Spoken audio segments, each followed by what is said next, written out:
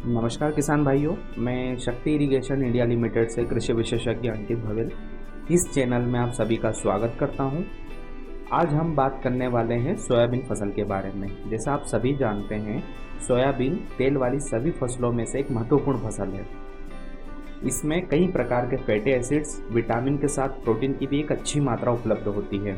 Madhya Pradesh soybean के कुल उत्पादन का 60% या इससे अधिक का योगदान देने वाला देश का अग्रणी राज्यों में से एक राज्य है। इसलिए सोयाबीन का उत्पादन और क्षेत्र दोनों की दृष्टि से एक महत्वपूर्ण फसल है। इसलिए आज हम इसी फसल के रोग व कीटों के विषय पर बात करने वाले हैं। चलिए वीडियो की शुरुआत करते हैं। सबसे पहले बात करते हैं सोयाबीन के लीफ स्पॉट के बारे में। इस रोग में पौधे की पत्तियों पर गोल भूरे रंग के धब्बे दिखाई देते हैं। यह धब्बे आपस में मिलकर एक बड़ा रूप ले लेते हैं। इस रोग के कारण बीज का आकार छोटा रह जाता है और बीज सिकुड़ने लगते हैं और बीमारी का प्रकोप अधिक होने पर पत्तियां सूखकर वक्त से पहले गिरने लगती हैं। अल्टरनेरिया लीफ स्पॉट के उपचार के लिए किसान स्वस्थ एवं प्रमाणित बीजों का उपयोग करें। खेतों से फसल अवशेषों को नष्ट करने और बीज उपचार के लिए कार्बोक्सिन प्लस थीरम की 2.5 से 3 ग्राम मात्रा को पर किलो बीज के हिसाब से उपयोग करें। वह इसके स्थान पर मैनकोजेब या कॉपर कवकनाशी का भी उपयोग किया जा सकता है। जब खेत में रोग दिखाई दे तब मेटालेक्सिल प्लस मैनकोजेब की 300 ग्राम मात्रा को 1 एकड़ में उपयोग करने पर अल्टरनेरिया पर प्रभावी कंट्रोल देखने को मिलता है। सोयाबीन का अगला रोग है एंथ्रेक्नोज। इस रोग में जब मौसम में परिवर्तन होता है, जब मौसम ज़्यादा गर्म या नम होता है, उस स्थिति में पौधे के तने पर और फलियों पर काले धब्बे दिखाई देते हैं। इस रोग में पत्तियां मुड़ने लगती हैं और शिराएं भूरी पड़ जाती हैं।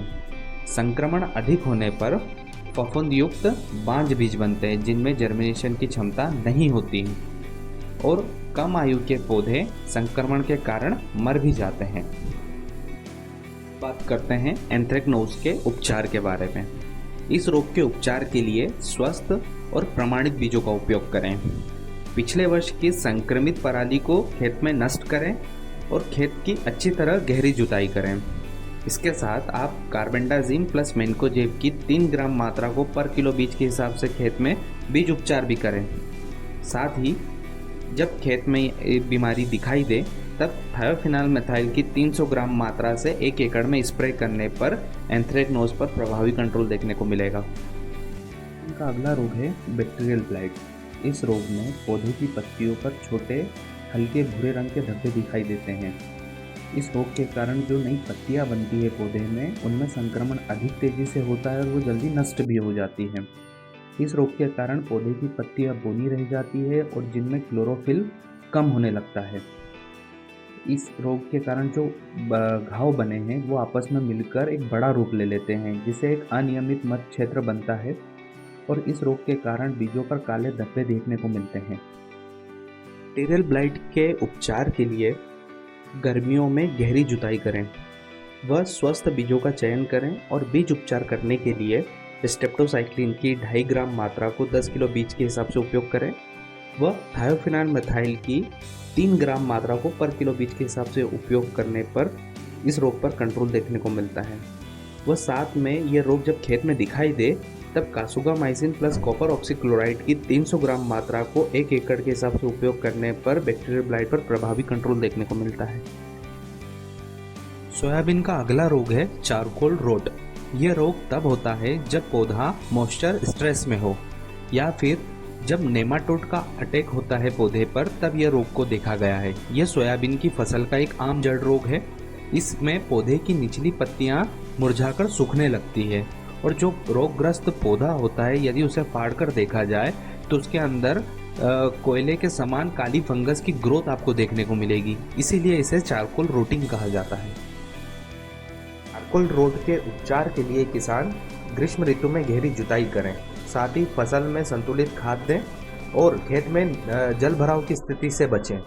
वह बीज उपचार के लिए ट्राइकोडर्मा की 4 ग्राम मात्रा को पर किलो बीज के हिसाब से उपचारित कर खेत में उपयोग करें। जब यह रोग खेत में दिखाई दे तब थियोफेनेट मिथाइल की 300 ग्राम मात्रा को 1 एकड़ के हिसाब से खेत में स्प्रे करने पर चारकोल रोग पर प्रभावी कंट्रोल देखने को मिलता है। सोयाबीन का अगला रोग है सोयाबीन मोज़ेक वायरस। इस रोग में जो पौधे के ऊपर नई पत्तियां आती है उनकी नसें पीली पड़ने लगती है। इस रोग के कारण पौधे की पत्तियों पर गहरे उभरे हुए धब्बे दिखाई देंगे किसानों को, और संक्रमण के कारण पत्तियां नीचे की ओर झुकने लगती है और सिकुड़ने लगती है। यदि रोग की गंभीरता खेत में बढ़ जाए तब पौधे की पत्तियां झड़ने लगेगी और पूरा पौधा सूख जाएगा, और रोगग्रस्त पौधे में आपको फलियों की संख्या कम देखने को मिलेगी। फलियां मुड़ी हुई, चपटी हुई और फैली हुई खेत में दिखाई देती हैं। यदि रोगग्रस्त पौधे को उखाड़ कर देखा जाए तो उसमें नाइट्रोजन स्थिरीकरण करने वाले गांठों की संख्या भी कम देखने को मिलती है, और इस रोग के कारण पूरे पौधे का आकार छोटा रह जाता है। सोयाबीन मोज़ेक को कंट्रोल करने के लिए किसान स्वस्थ एवं प्रमाणित बीजों का उपयोग करें। रोग का प्रसार सफ़ेद मक्खी से होता है। इस स्थिति में कीट का कंट्रोल ही एक प्रभावी कंट्रोल होता है। इसके लिए किसान भाई एसिटामाप्रिड की 80 से 100 ग्राम मात्रा को 1 एकड़ में उपयोग करें, या इसके स्थान पर डाइफेंथ्यूरॉन प्लस बाइफेंथ्रीन की 250 ml मात्रा को 1 एकड़ में स्प्रे करें, जिससे कि सफ़ेद मक्खी पर आपको प्रभावी कंट्रोल देखने को मिलेगा।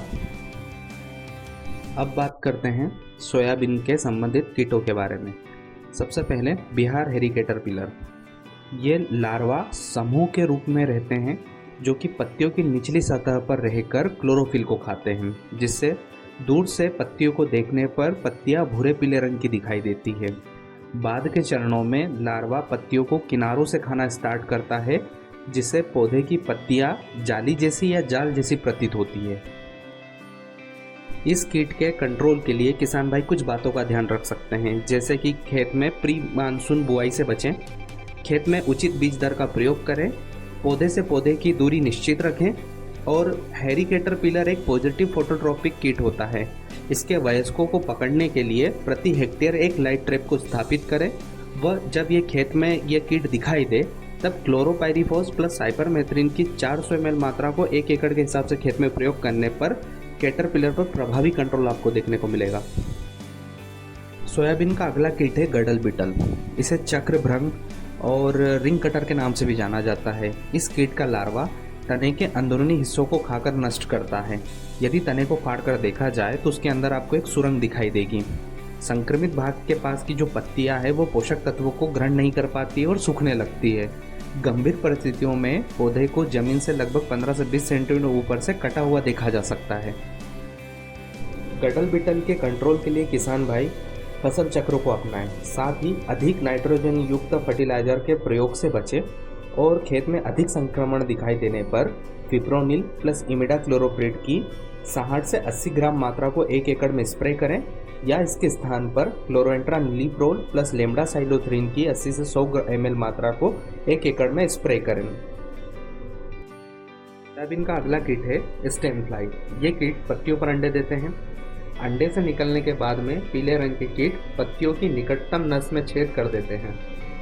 कीड़ा डंठल के माध्यम से तने तक पहुंचता है और तने में छेद कर देता है। यदि संक्रमित तने को फाड़कर देखा जाए तो उसके अंदर कीड़े या प्यूपा की उपस्थिति में जिग जैग मैनर में लाल रंग की सुरंग देखी जा सकती है, जो कि मूल जड़ तक फैली होती है, जिसके कारण पूरा पौधा नष्ट हो जाता है। स्टेम फ्लाई के कंट्रोल के लिए क्षतिग्रस्त पौधों के हिस्सों को हटा दें और नष्ट कर दें। बुआई के समय मिट्टी में कार्बोफ्यूरॉन की 10 किलोग्राम मात्रा को 1 एकड़ में डालने पर प्रारंभिक संक्रमण को रोका जा सकता है।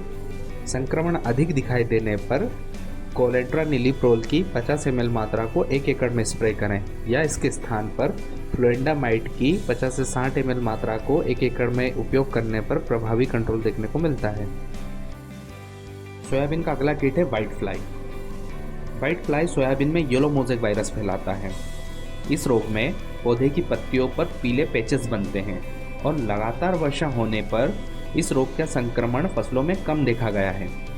यदि वर्षा में 3 या 4 दिन का अंतराल हो तो सफ़ेद मक्खी के द्वारा फसलों में संक्रमण फैलाने की संभावना बढ़ जाती है, और सोयाबीन के साथ साथ यह अन्य दलहनी फसलों को भी प्रभावित करता है। यदि रोग की गंभीरता बढ़ जाए तो सोयाबीन की उपज में 50 से 90% तक की कमी देखने को मिलती है। फ्लाई के कंट्रोल के लिए किसान फसल चक्र को अपनाएं, साथ में मोज़ेक प्रतिरोधी किस्म भी लगाई जा सकती है। समस्या गंभीर होने पर एसिटामाप्रिड की 100 ग्राम मात्रा को 1 एकड़ में उपयोग करें या इसके स्थान पर डाइफेंथ्यूरॉन प्लस बाइफेंथ्रीन की 25 ml मात्रा को पर पंप के हिसाब से खेत में उपयोग करने पर रस चूसक कीटों पर प्रभावी कंट्रोल देखने को मिलेगा। खेती और सिंचाई से जुड़ी हुई ऐसी ही वीडियो को देखने के लिए जुड़े रहिए शक्ति इरिगेशन इंडिया लिमिटेड से। धन्यवाद।